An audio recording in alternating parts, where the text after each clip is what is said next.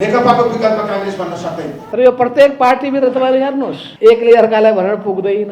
यो प्रवृत्ति हो। आज त्यसको नाम केपी प्रवृत्ति भन्छौँ। तपाईका लागि अब राज्यको पद प्रदान कुरा हुनु हुँदैन। एउटा दलले यो भन्दा धेरै समर्थन यो व्यवस्थामा प्राप्त गर्नै सक्दैन। तर देशले त केही प्राप्त गर्न सकेन। यो पार्टी भन्नुहोस्, ऊ पार्टी भन्नुहोस्, ऊ पार्टी भन्नुहोस्, कोही अछुतो छैन। माधव नेपाल यस्तो भन्छन् नि, मन पनि दुख्छ, रिस पनि उठ्छ, झोक पनि चल्छ। यो जस्तो निराशा, हिजो त व्यवस्था बदल्न हिँडेका थियौँ हामी, राजतन्त्र समाप्त गर्न हिँडेका थियौँ।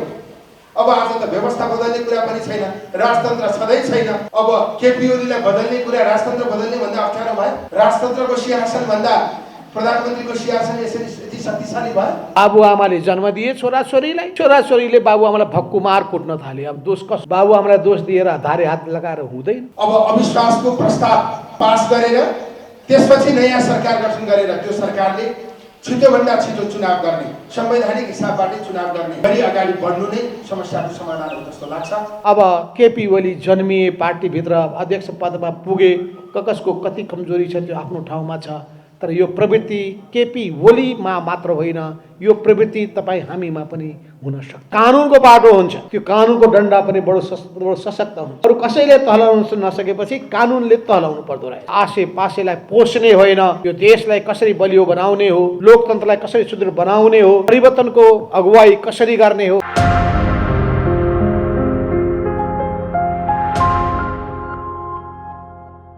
नेकपाको विकल्प कांग्रेस भन्न सक्दैन। त्यसैले स्पष्ट ढङ्गले जिब्रो नचपाइकन नेपालको राजनीतिलाई सफा गर्ने गरी नेतृत्वले उद्घोष गर्न जरुरी छ। हाम्रो नेतृत्व माधव नेपाल दाइ प्रधानमन्त्री भइसक्नु भएको छ, लामो समय नेपाली राजनीतिको नेतृत्व गरिरहनु भएको छ। तपाईसँग पद टाढिन सक्छ, तर राजनीतिलाई सफा गर्ने गरी तपाईँ अगाडि बढ्नुभयो भने तपाईँलाई नेपाली समाजले साथ दिन्छ। हाम्रो उपेन्द्र दाइ मधेसी आन्दोलनको एक खालको उहाँ बिम्ब, शोषित दमित जनताको प्रतिनिधित्व गरेर उहाँ नेपाली राजनीतिमा उदाउनु भएको व्यक्ति हो। तर तपाईँका लागि अब राज्यको पद प्रदान कुरा हुनु हुँदैन। राज्यको फोहोर सफा गर्ने कुरा, राजनीतिको फोहोर सफा गर्ने कुरा प्रधान विषय हुनुपर्छ। होइन भने कि त पछिल्लो पुस्ताले विद्रोह गर्न जरुरी छ। यो खालको राजनीतिको नेतृत्वले पछिल्लो पुस्तालाई सम्बोधन गर्न सक्दैन, आशा जगाउन सक्दैन। निराशा व्याप्त भएर गयो। नेकपाले 2/3 ल्यायो। नेकपाले 2/3 ल्याएपछि अब देश बन्छ, किनकि एउटै पार्टीले यति ठुलो समर्थन प्राप्त गरेको छ। संघीय संसदमा 2/3 को नजिक समर्थन छ। 7वटा प्रदेश मध्येमा 6वटा प्रदेशमा उहाँको एकल सरकार छ। 753 पालिकाहरू मध्येमा 2/3 भन्दा बढी पालिकामा नेकपाको नेतृत्व छ। एउटा दलले यो भन्दा धेरै समर्थन यो व्यवस्थामा प्राप्त गर्नै सक्दैन। तर देशले त केही प्राप्त गर्न सकेन। निर्वाचनमा जनताले यति ठुलो म्यान्डेट दिँदा पनि नेकपाले स्थिरता दिन सकेन। नेतृत्वले एकदमै चर्को भाषण गर्यो, एकदम ठुला ठुला सपना देखायो। तर त्यही नेतृत्वको बेलामा देशमा यति ठुलो निराशा फैलियो कि मलाई लाग्छ यो जस्तो निराशा, हिजो त व्यवस्था बदल्न हिँडेका थियौँ हामी, राजतन्त्र समाप्त गर्न हिँडेका थियौँ। अब आज त व्यवस्था बदल्ने कुरा पनि छैन, राजतन्त्र छँदै छैन। अब केपी ओलीलाई बदल्ने कुरा, राजतन्त्र बदल्ने भन्दा अप्ठ्यारो भयो।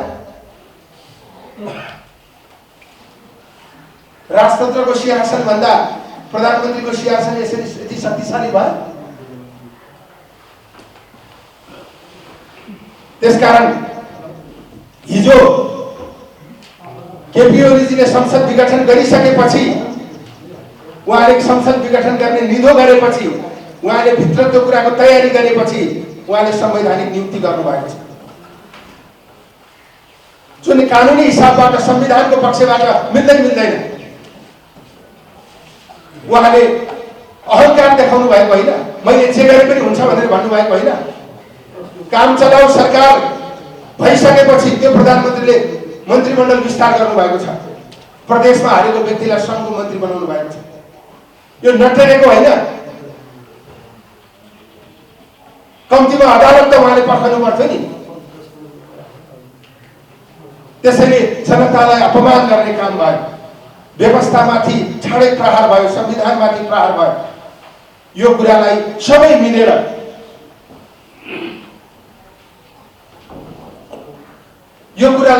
सबै मिलेर परास्त गरौँ। आजको आवश्यकता त्यो हो। र योभन्दा पछिल्ला दिनहरूमा मलाई लाग्छ संवैधानिक व्यवस्थालाई अक्षुण्ण राख्न मिलेर अगाडि बढौँ। आजको समस्या एकदमै जटिल छ। हिजो संविधान ल्याउनु अगाडिको भन्दा पनि जटिल छ, किनभने नैतिकतै नरहेपछि, राजनीतिमा नैतिकता भन्ने शब्द नजोडिएपछि न कुनै कानुनले काम गर्छ, न विवेकले काम गर्छ। यस्तो मल्लाटी हुने स्थिति भएपछि यसलाई सम्हाल्नका निम्ति नैतिकवान नेतृत्व अगाडि आउन जरुरी छ।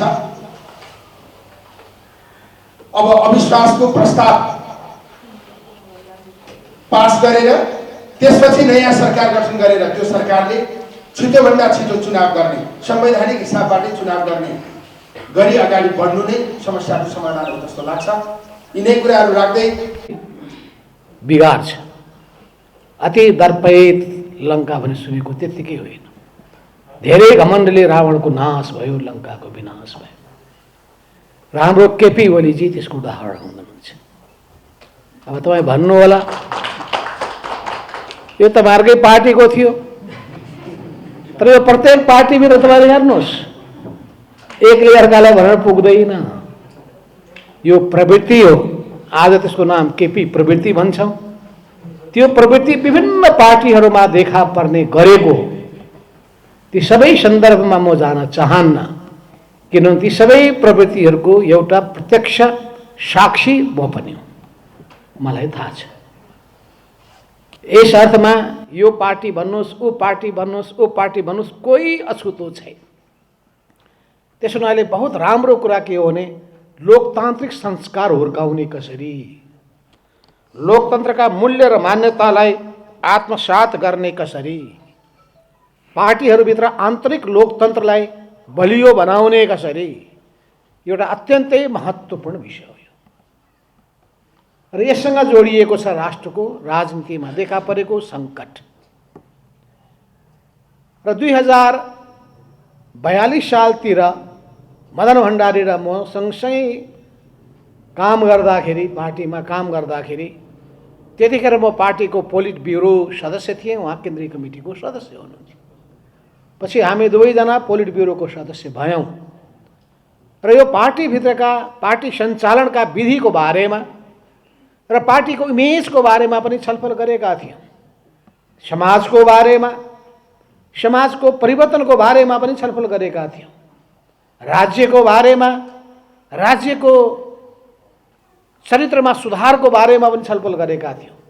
हो यो तीनटा आस्पेक्टमा, तीनटा पक्षमा लोकतन्त्र आवश्यक छ भन्ने कुराको निष्कर्षमा हामी पुग्यौँ।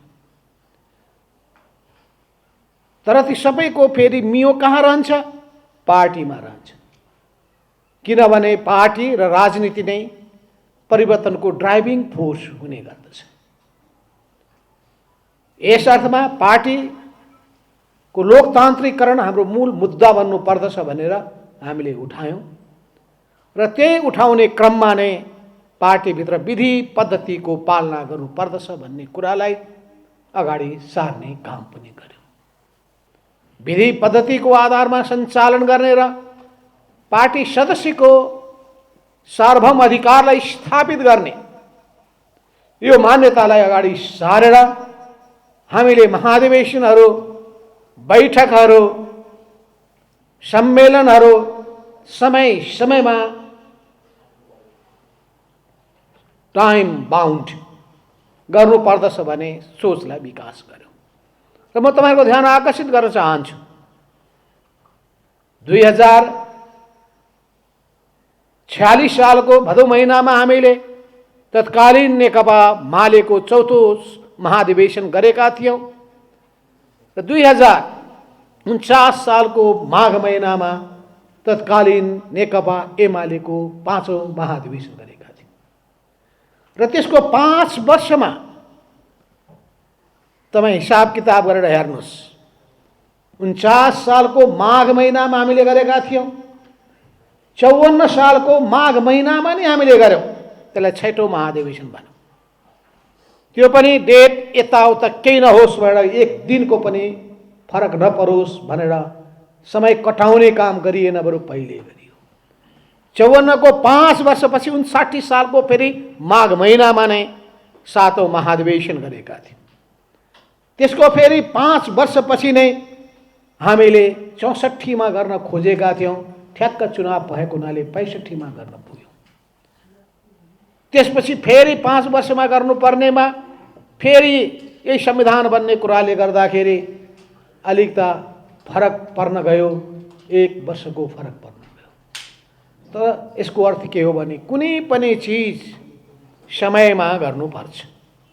मिटिङ बैठकहरूको आयोजना गर्ने कुरा होस्, मिटिङहरूमा एजेन्डा प्रस्तुत गर्ने कुरा होस्, सदस्यहरूको बीचमा व्यापक घनीभूत छलफल गर्ने कुरा होस्, व्यापक अन्तर्क्रिया गरेर एउटा निष्कर्षमा पुग्ने कुरा होस्, सबैको राय मिलेन भने पनि कसैले आफूलाई सुप्रिम ठान्नु पर्दैन। कमिटीको सामुमा सबै बराबर हुन्छन्। त्यस हुनाले अध्यक्ष होस् या जुनसुकै पदाधिकारी त्यो कमिटीको मातहतमा हुन्छ भन्ने हामीले विधानमा व्यवस्था गर्यौँ। कमिटीको सुप्रिमेसीलाई हामीले स्थापित गर्न खोज्यौँ र कमिटीको सुप्रिमेसी भनिसकेपछि बहुमतको निर्णय नै पार्टीको निर्णय हुन्छ र अल्पमतले बहुमतको निर्णय मानेर चल्नु पर्दछ भन्ने कुरालाई हामीले स्थापित गर्दै आयौँ। अनेक नेताहरू अल्पमतमा परे, मदन भण्डारी पनि कतिपय समयमा अल्पमतमा, म नै कतिपय समयमा अल्पमतमा परेका थियौँ, सीपी मैनाली अल्पमतमा पर्नु भएको थियो र यस्तो क्रम चल्दै चल्दै चल्दै गएको इतिहास र यसरी एउटा पार्टीभित्रको आन्तरिक लोकतन्त्रलाई बलियो बनाउने सन्दर्भमा पार्टीको छविलाई हामीले लोकतान्त्रिक बनाउन खोज्यौँ। त्यतिले मात्र पुग्दैन, समाजको पनि चरित्र त्यस्तै लोकतान्त्रिक हुनुपर्दछ। हो, त्यो समाजको चरित्रलाई लोकतान्त्रिक बनाउनका लागि राजनीतिक क्रान्तिको आवश्यकता पर्छ। लोकतान्त्रिक क्रान्तिको आवश्यकता पर्छ महसुस गर्दै हामीले निरङ्कुश शासकहरूका विरुद्धमा जुध्यौँ, सङ्घर्षको आँधी बेहरी सृष्टि गऱ्यौँ र यसै क्रममा 2046 सालको पञ्चायत विरोधी, निरङ्कुश पञ्चायती व्यवस्था विरोधी सङ्घर्षलाई हामीले सफलताको बिन्दुमा पुर्यायौँ। तर पनि त्यो प्रजातन्त्रलाई फेरि राजतन्त्रले खान खोज्दाखेरि फेरि अर्को हामीले आन्दोलनको आँधी बेहरी सृष्टि गर्नु पर्यो र त्यसपछि राजतन्त्रको समूल अन्त्य गर्ने बिन्दुमा हामीले पुग्नुपर्ने स्थिति सृजना भयो। संसारमा प्राय शासकहरूको मूर्खताले नै उनीहरूको अन्त्यलाई निम्त्याउँदो रहेछ।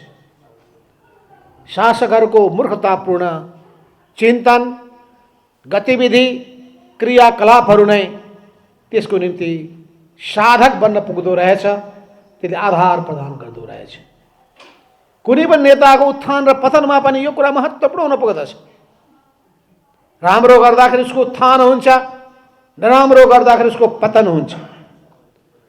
त्यस हुनाले विश्वविद्यालय जस्तो प्राज्ञिक थलो, ज्ञान प्रदान गर्ने थलो, ज्ञानको ज्योति सबैतिर फैलाउने यो थलोले मानिसहरूमा त्यही ज्ञान, त्यही चेतना दिने गर्दछ।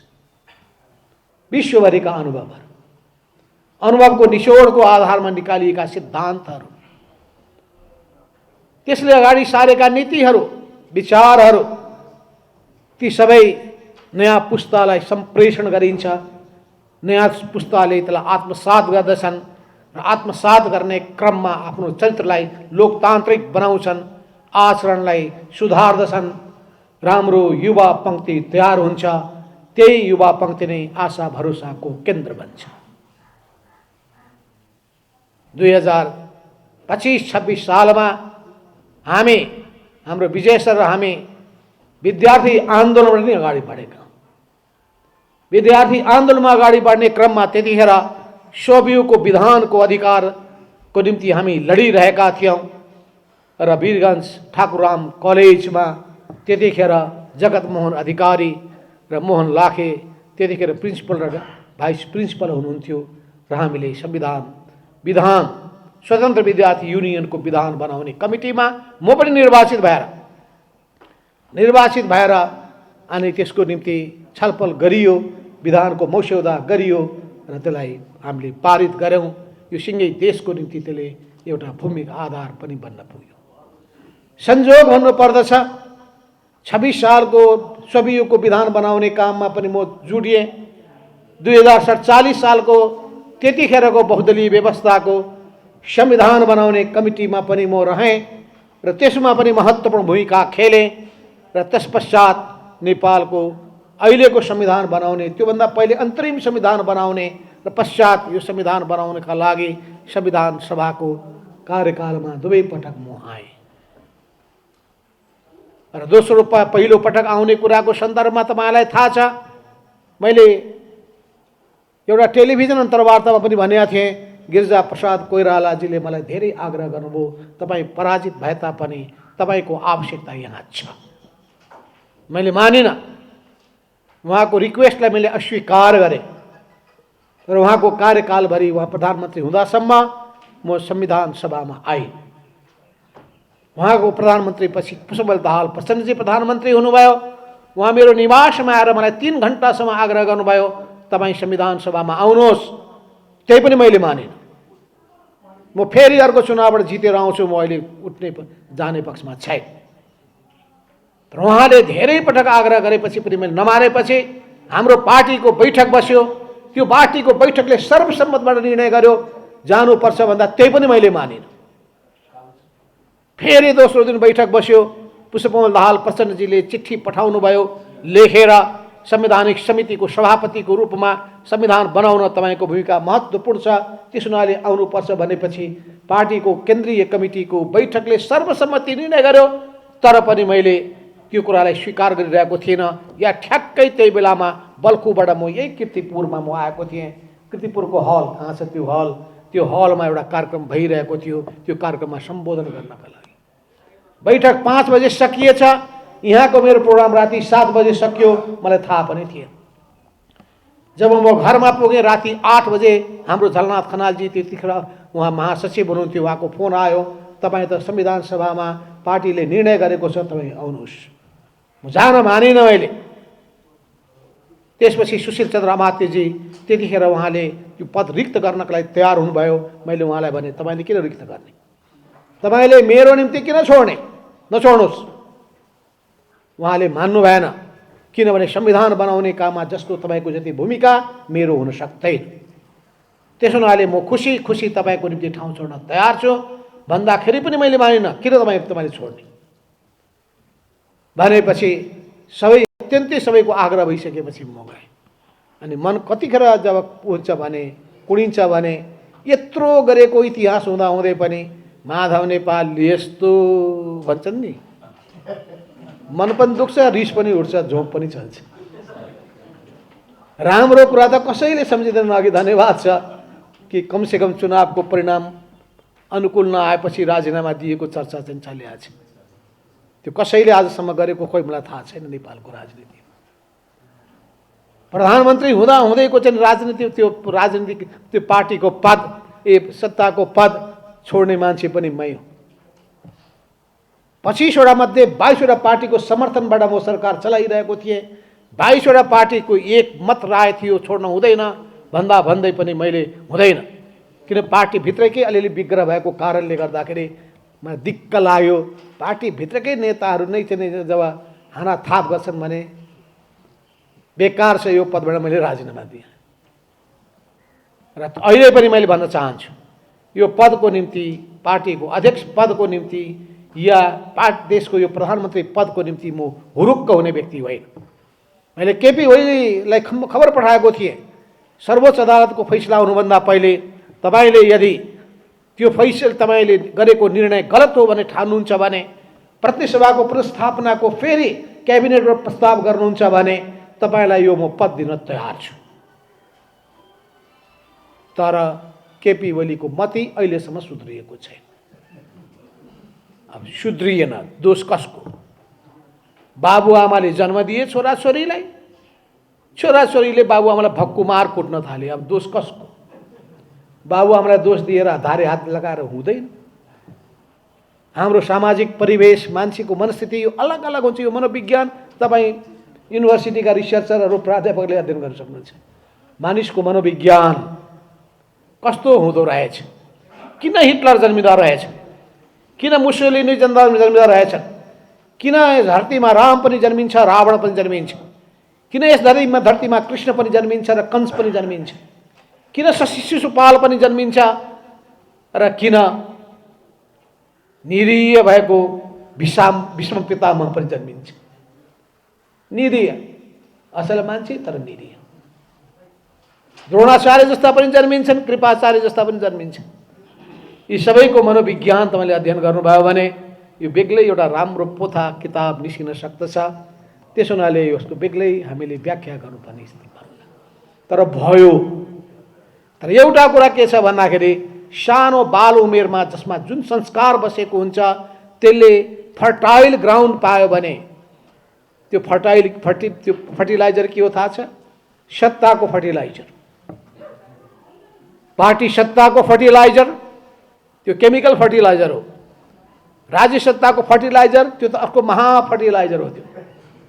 त्यो सत्ताको माथि पुगिसकेपछि अहङ्कारको त्यो बिउ उम्रिन थाल्छ, विशाल आकार ग्रहण गर्छ, आफूलाई सर्वशक्तिमान ठान्छ, आई एम द स्टेट भन्छ, आई एम सुप्रिम ठान्छ र अरू सबैलाई नाचिज, अरू सबैलाई मातहतको ठान्न पुग्दछ।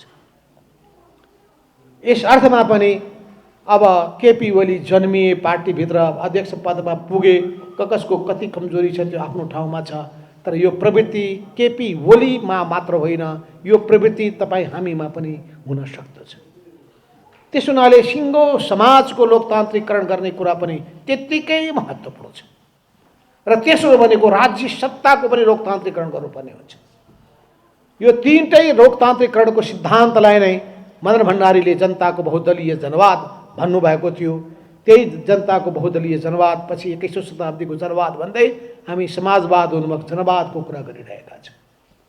आज केपी ओलीजी एमाले एक हौँ भनेर गीत गाइरहनु भएको छ।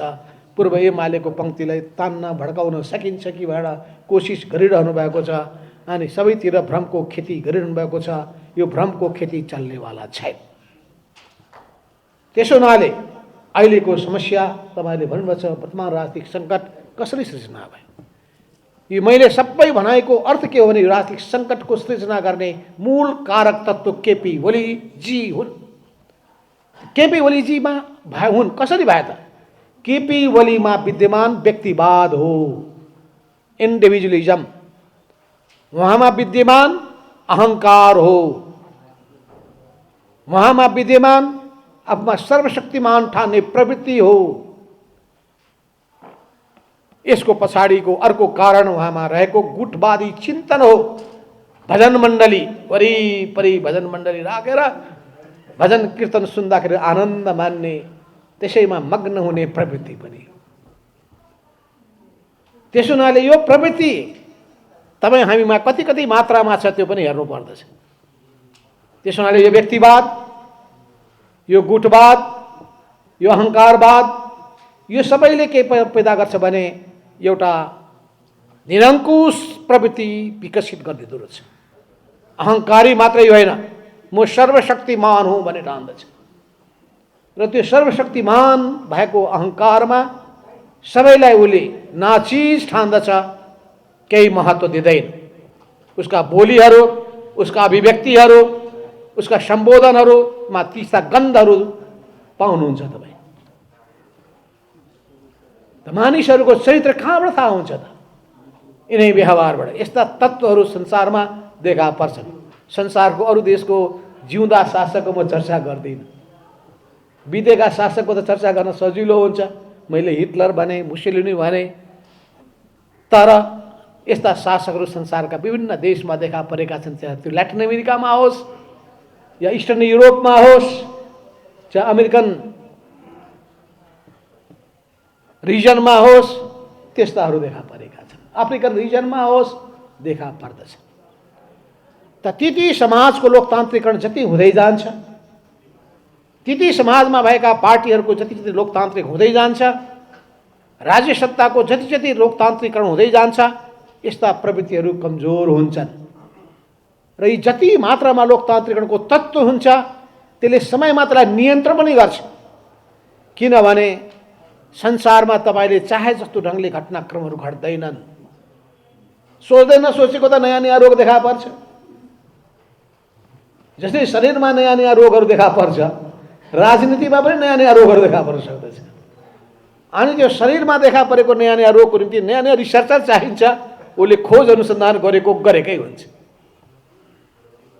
त्यसै गरी मानिसहरूमा पनि देखा परेका त्यस्ता, पार्टीहरूमा देखा परेका त्यस्ता महारोगको लागि तपाईँहरू जस्तो प्राज्ञिक बुद्धिजीवीहरूको आवश्यकता पर्छ। तपाईँहरू गहिरो गरी अध्ययन गर्नुहोस्। संसारका लोकतान्त्रिक शासकहरूको, संसारका निरङ्कुश शासकहरूको, संसारका अहङ्कारी शासकहरूको, अनि त्यहाँको व्यवस्थामा रहेका खोटहरूको र त्यो व्यवस्थामा रहेका स्ट्रङ पोइन्टहरूको राम्ररी अध्ययन गर्नुहोस्।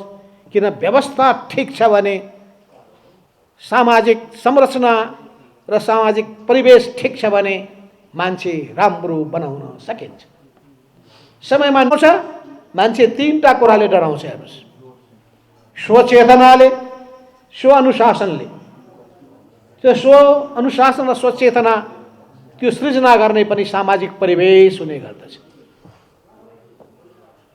अनि त्यसलाई अरू केही भन्नु पर्दैन, आफै तर्सिन्छ। उसले किन मेरो इज्जत रहँदैन, मलाई प्रतिष्ठा रहँदैन, मलाई दुनियाँले राम्रो भन्दैनन्, मैले त कमसेकम दुनियाँले राम्रो भनिदिउन् भन्ने मेरो चाहना छ भन्छ। अर्को के हुन्छ भने सामाजिक परिवेश हुन्छ, सामाजिक त्रासले पनि हुन्छ। स्वचेतनाको एउटा पाटो भयो, सामाजिक डर र भएको अर्को पाटो हुन्छ। तेस्रो भनेको कानुनको पाटो हुन्छ। त्यो कानुनको डन्डा पनि बडो सशक्त हुन्छ। अरू कसैले तहलाउन नसकेपछि कानुनले तहलाउनु पर्दो रहेछ। त्यसो हुनाले कानुन सशक्त र जबरजस्त भइसकेपछि मान्छेलाई ठिक दिशामा लिएर जानका लागि राज्यको भूमिका पनि महत्त्वपूर्ण हुन्छ। राज्यको भूमिका राम्रो बनाउनका लागि राम्रो शासकको पनि आवश्यकता पर्छ। र राम्रो परिवारका मान्छे भएपछि सिङ्गो परिवारमा त्यसको असर धेरै राम्रो पर्दो रहेछ। त्यसो हुनाले बाबुआमाले आफ्ना छोराछोरीलाई सुरुदेखि नै राम्रो संस्कार सिकाउनु पर्छ। तर सँगसँगै ती बालबालिकालाई पढाउने शिक्षक शिक्षिकाको पनि दायित्व त्यत्तिकै महत्त्वपूर्ण हुन्छ। बाल उमेरमा एकचोटिको इम्प्रेसन परिसकेपछि भन्छन् नि, first impression is the last impression. पहिलो मान्छेमा परेको प्रभावको असर त्यो पछिसम्म परिरहेको हुन्छ। यी सबै कुराहरूको सन्दर्भमा हामीले यस्तो परिवेश बनाइदिनु हुँदैन जसले डिक्टेटरहरू जन्माओस्। अहिले केपी ओलीमा त्यही प्रवृत्ति नै आजको राजनीतिक सङ्कटको मूल कारक तत्त्व बन्न पुगेको छ। र त्यही कुराले पक्षपोषण गर्दै तपाईँले देख्नुभयो, सर्वोच्च अदालतमा गरिएका बहसहरूमा प्रधानमन्त्रीमा अवशिष्ट अधिकार हुने गर्दछ भन्ने पनि व्याख्या गरेको सुन्नुभयो। श्री 3 महाराजमा भएको अधिकार पनि प्रधानमन्त्रीले प्रयोग गर्न सक्दछन् भन्ने पनि सुन्नुभयो। श्री 5 महाराजले गर्ने अधिकारको प्रयोग अब देशको संसदीय व्यवस्थाको प्रधानमन्त्रीले पनि गर्न पाउँछ। यो संविधानको मूल आशय त्यही हो। किनभने संसदीय व्यवस्थामा प्रधानमन्त्री नै सुप्रिम हुन्छ भन्ने व्याख्या पनि सुन्नुभयो। उनीहरूले हेक्का राखेनन् कि राष्ट्रपति प्रणाली कति किसिमको हुन्छ, त्यहाँ के हुन्छ, मिक्स प्रणाली कस्तो किसिमको हुन्छ, प्रत्यक्ष निर्वाचित प्रधानमन्त्री प्रणाली कस्तो हुन्छ, संसदीय प्रणाली अवलम्बन गरेका देशहरू पनि कति कति प्रकृतिकाहरू छन्। र आफ्नो आफ्नो देशको आधारमा नै, अनुभवको आधारमा नै विकास गरिएको संविधान, विगतका अनुभवको आधारमा तयार गरिएको संविधान, त्यो संविधान त अनुभवको श्रृङ्खलाको निरन्तरता, अनुभवको श्रृङ्खलाको निरन्तरता पनि हो, तर क्रमभङ्गता पनि हो। निरन्तरता पनि हो, क्रमभङ्गता पनि हो। जुन चिजहरू गलत छ त्यसलाई हटाइन्छ, जुन राम्रा कुरा छ त्यसमा अङ्गीकार गरिन्छ र संविधानलाई समृद्ध बनाइन्छ, दस्तावेजलाई समृद्ध बनाइन्छ।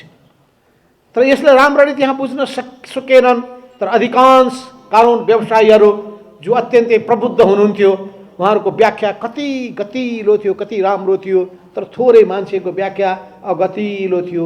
मैले धेरै भनिरहनु पर्दैन, तर सर्वोच्च अदालतका सम्मानित न्यायाधीशज्यूहरूले जुन फैसला गर्नुभयो बडो दूरदर्शी थियो, ऐतिहासिक थियो, साहसी थियो। फलस्वरूप संविधान लिकमा आयो। संविधान त केपी ओलीको छोराले घाइते भएर सडकमा छटपट छटपट छटपट गर्दै थियो। हामी त्यहाँ अनेक अमृत पिलाउन हामी लागिरहेका थियौँ। जल मात्रै होइन, अमृत जल खुवाउन लागिरहेका थियौँ। त्यो अमृत जलले काम गरेन। सर्वोच्च अदालतको अमृतले ठ्याक्कै बिउझाइदियो। अब फेरि संसद बिउतिएको छ, प्रतिनिधि सभा बिउतिएको छ, तर सङ्कट फेरि निवारण भएको छैन। प्रदीपजीले भन्नुभएको कुरासँग म सहमत छु। यो प्रवृत्ति हो, यसलाई परास्त गर्नु नै आजको मूल कुरा हो। त्यो प्रवृत्तिलाई प्रोत्साहन दिनु भनेको अनैतिक कुरा पनि हो। यस अर्थमा अहिलेका राजनीतिक दलहरू, चाहे नेपाल कम्युनिस्ट पार्टी नेकपा होस्, चाहे नेपाली कङ्ग्रेस होस् या जनता समाजवादी होस्, यी तीनटै दलहरू र संसदमा रहेका प्रतिगमनका विरुद्धको सङ्घर्षमा उत्रिएका दलहरू हुन्। तिनीहरू सबै एक ठाउँमा उभिनुपर्छ, सँगसँगै सरकार बनाउने, तर केपी ओलीको प्रवृत्तिको पुनरावृत्ति नहोस् भनेर विशेष ध्यान दिने काम गर्नुपर्छ। केपी ओलीका प्रवृत्ति के हुन् त्यसलाई पनि सिलसिलेवार रूपमा हामीले लेख्नुपर्छ। राजनीतिक रूपमा देखा परेका प्रवृत्तिहरू, आर्थिक रूपमा देखा परेका प्रवृत्तिहरू, कार्यतरिकामा देखा परेका प्रवृत्तिहरू या संस्कारमा देखा परेका प्रवृत्तिहरू आदि इत्यादि यावत पक्षका प्रवृत्तिहरूको पुनरावृत्ति नहोस्। व्यक्तिवादिता देखा नपरोस्, विधिको पालना गरियोस्, योग्यता क्षमताको मूल्याङ्कन गरियोस्, र आसेपासेलाई पोष्ने होइन।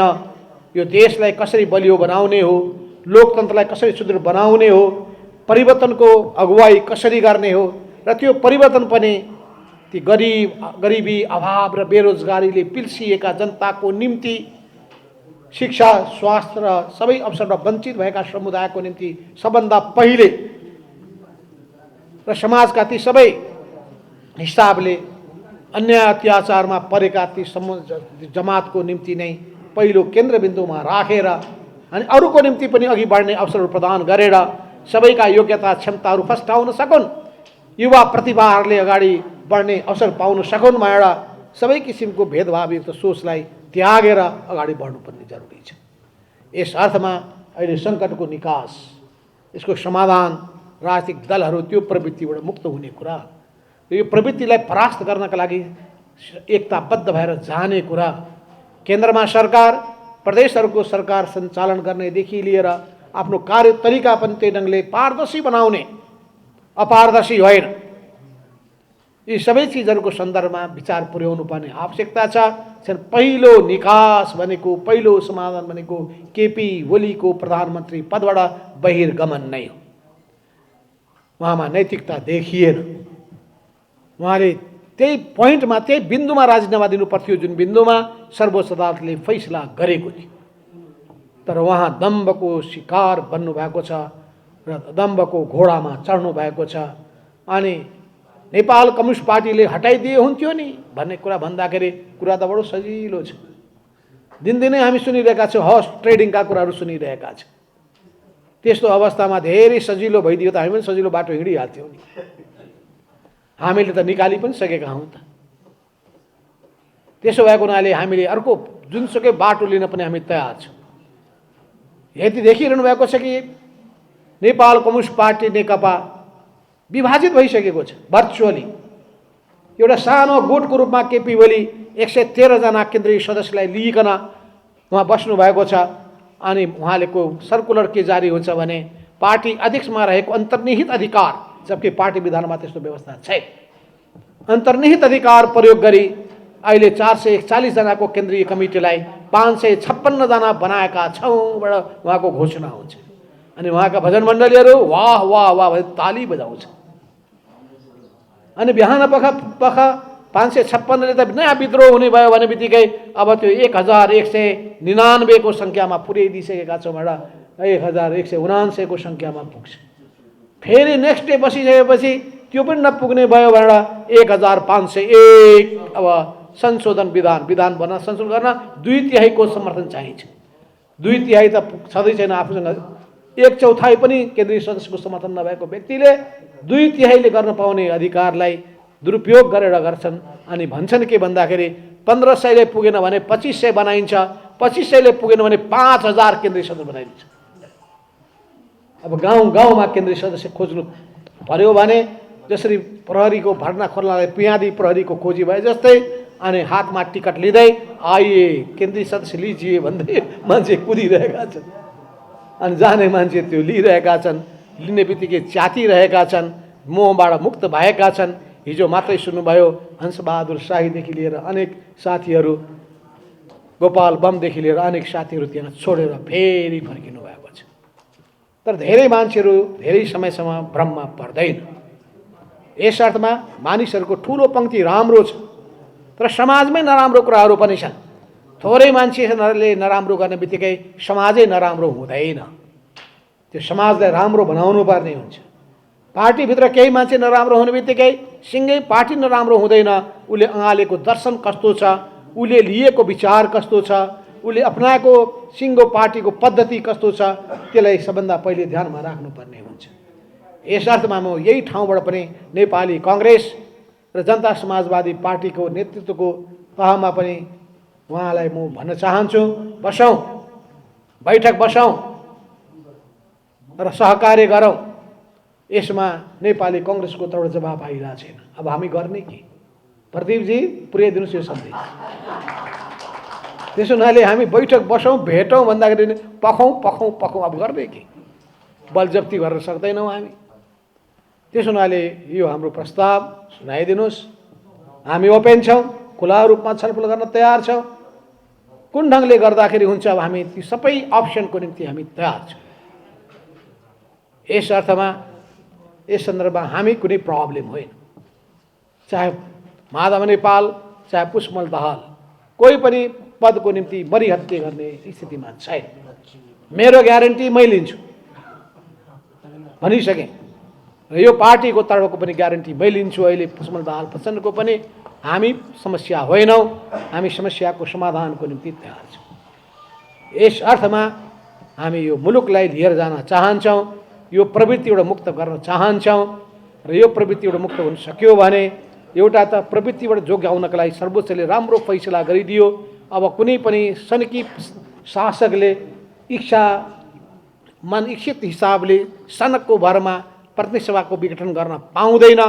त्यसले संविधानलाई जोगाउने काममा, संसदलाई जोगाउने काममा सर्वोच्चले राम्रो भूमिका खेल्यो र हामी छिटै चाहँदैछौँ कि 441 को केन्द्रीय सदस्य जुन छ त्यसमा झन्डै 2/3 भन्दा बढी 300 जति हाम्रो पक्षमा छ। केपी ओलीको पक्षमा 113 जना या त्योभन्दा कम छन्। अब निर्वाचन आयोगले कुनै हिसाबले पनि ढिला नगरिकन तुरुन्त फैसला गर्नुपर्छ, न्यायिक फैसला गर्नुपर्छ, न्यायोचित फैसला गर्नुपर्छ। विगतका नजिरहरू छन्, ती नजिरको आधारमा कानुनी प्रावधान छन्, त्यसको आधारमा दुनियाँलाई थाहा छ कि नेपाल कम्युनिस्ट पार्टी विभाजित छ। केपी ओलीको छुट्टै गुट छ। अनि त्यही पार्टीभित्र माधव नेपाल र प्रचण्ड अध्यक्षको रूपमा उनको अलग मिटिङ, बैठक, देशव्यापी भेला सबै भइरहेको छ, सभा भइरहेको छ, बैठक भइरहेछ, कार्यकर्ता भेला भइरहेको छ। अनि एकअर्कामाथि आलोचना विरोधहरू भइरहेको छ। यो जगजाहेर छैन र? तुरुन्त निर्वाचन आयोगले फैसला गरेर छिनोफानो गर्नु पर्दैन? हिजो नेपाली काङ्ग्रेस र नेपाली काङ्ग्रेसभित्र दुईटा समूह थियो। हिजो अरू पार्टीभित्र पनि जस्तै नेपाल कम्युनिस्ट पार्टीको नाउँमा धेरै समूह छ।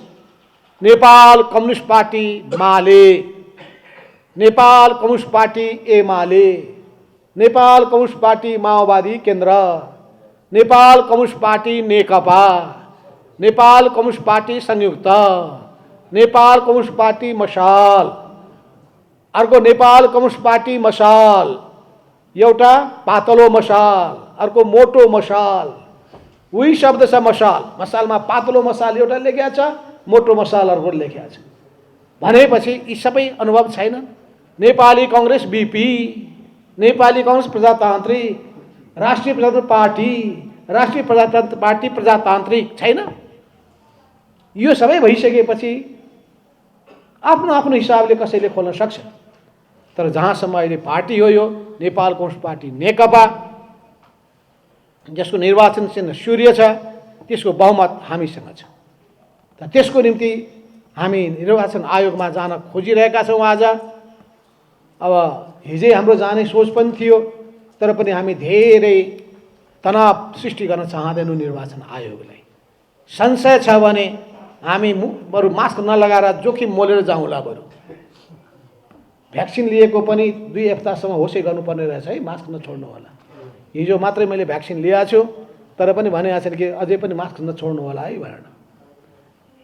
तर पनि केही छैन, त्यो जोखिम मोल्छौँ, मास्कै खोलिदिएर हामी जान्छौँ निर्वाचन आयोगमा। र त्यसपछि के चाहिन्छ हामीलाई हाम्रो नागरिकता चाहिन्छ भने त्यो पनि दिउँला। मसँग पुरानो ड्राइभिङ लाइसेन्स छ, त्यो पनि दिउँला। त्यो बेलामा मोटरै चलाउँथेँ, अहिले त चलाउन पनि दिँदैन कसैले। भनिसकेपछि त्यो सबै आधार प्रमाणहरू, पासपोर्टहरू सबै पनि दिउँला। त्यसो हुनाले कुनै संशय छ भने 2टा टेबल राख्नुहोस्, बोलाउनुहोस्, हामी तपाईँको सामुमा आफ्नो किताबन्दी क्लियर गरिदिन्छौँ। तर निर्वाचन आयोगले ढिला गर्न भएन, छिटोभन्दा छिटो गर्नु पर्यो। कुनै दबावमा पर्न भएन, कुनै धम्कीबाट तर्सिन भएन। किनभने हामीले देखिसक्यौँ हिजो सर्वोच्च अदालतका पूर्व प्रधान न्यायाधीशज्यूहरूले एकदम एक आवाजमा कुरा उठाउनु भएको छ। त्यसै गरी हिजो मात्रै निर्वाचन आयोगका पूर्व प्रमुखहरूले पनि एक आवाजमा संयुक्त वक्तव्य जारी गर्नुभएको छ। उहाँहरू सबै अनुभवबाट गुज्रिएका व्यक्तिहरू हुनुहुन्छ, त्यसरी कुनै अलमल छैन। समय भएको भए म निर्वाचन आयोगको कानुनको व्याख्या पनि गरिदिन्थेँ, तर मैले त्यो गर्न चाहन्न। हाम्रो उपेन्द्रजीले अझै लामो भाषण गर्नुपर्ने बाँकी छँदैछ। मैले हिँड्न मेरो हतार पनि छ। यो सबै अवस्थाभित्र यसको टुङ्गो गर्नुपर्ने। अब मलाई के भन्छन् भने हामी कुन पार्टीलाई पत्याउने, तपाईँहरू एउटै पार्टी हुनुहुन्छ। अस्ति जनता समाजवादी पार्टीका नेताहरूसँग कुरा गर्दाखेरि हामी कुन चाहिँ पार्टीलाई पत्याउने, अब गर्ने के त, हामी टाउको फोड्ने? निर्वाचन आयोगले हामीलाई क्लियर गर्दैन, हामी अलग पार्टी हौँ भनिरहेका छौँ। अब उसले चाहिँ नै छिटो विवादको निरूपणै गर्दैन। हाम्रो सामु के छ त विकल्प? त्यसो हुनाले हामीले भनिरहेका छौँ हामी विद्रोही हुन्छौँ। ल, विद्रोह भएर हामी अविश्वासको प्रस्ताव दर्ता गर्छौँ। अनि त्यो अविश्वासको प्रस्ताव दर्ता गऱ्यौँ भने त अहिलेको संविधानमा के लेखिदिएको छ भने एक्जिस्टिङ प्राइम मिनिस्टरको विकल्पको प्रधानमन्त्रीको नाम पनि लेख्नुपर्छ। अहिले हामी प्रधानमन्त्रीको नाम लेखिदिउँ, ल नेपाल कम्युनिस्ट पार्टीले प्रधानमन्त्री पहिले नै भनिदियो भनेर फेरि अरू पार्टीले गुनासो गर्यो भने हामी गर्ने के? असन्तुष्टि जनायो भने होइन, तपाईँ नाम लेखेर गर्नुहोस् न दर्ता भन्दाखेरि पनि गर्नुहुन्न त, गर्नुहोस् न त। होइन, बसेर छलफल गरेर टुङ्गो लगाउँ भन्दाखेरि पक्नुहोस्। कहिलेसम्म हामीले पर्खिने? त्यसो हुनाले हाम्रो कुनै अलमल होइन। अब कस्तो मान्छे कुनै विधानले नदिएकोमा पार्टीभित्र यस्तो गर्ने मान्छे, संसदीय दलको विधानले नदिएकोमा एकैचोटिमा देव गुरुङ प्रमुख सचेतक हटे, पार्टी सदस्यबाट निष्कासन गरिसकेको मान्छेले हटे भन्छ। पार्टीको अध्यक्ष निकालिसकिया छ 441 को अत्यधिक ठुलो बहुमतले, त्यही पनि अध्यक्षको त्यो अधिकारको दुरुपयोग गरिरहेका छन्। अध्यक्षको त्यो टोपी लगाइरहेका छन्। हटिसके, निकालिसकियो, उहिलेका पूर्व अध्यक्ष भइसक्यो। अब पूर्व अध्यक्षको पद हामी खोज्दैनौँ, पूर्व नै हुन्। प्रधानमन्त्रीबाट हटिसकेपछि पूर्व प्रधानमन्त्री भन्दैनौँ हामी भए जस्तै। भनेपछि स्वाभाविक रूपमा अब ढिला नगरिकन संसदले निकास दिनुपर्छ। पार्टीगत रूपमा हामी भन्छौँ निर्वाचन आयोगले हामीलाई निकास दिनुपर्छ, यो प्रतिनिधि सभाले त्यो निकास दिनुपर्छ। र निकास दिँदाखेरि विगतका कमजोरीहरू त्रुटिहरू नदोहोरिउन् भन्ने कुरामा पार्टीहरूले विचार पुर्याउनु पर्ने आवश्यकता छ। यी सबै कुराहरूको सन्दर्भमा पार्टीहरू नमिलेर उपाय छैन।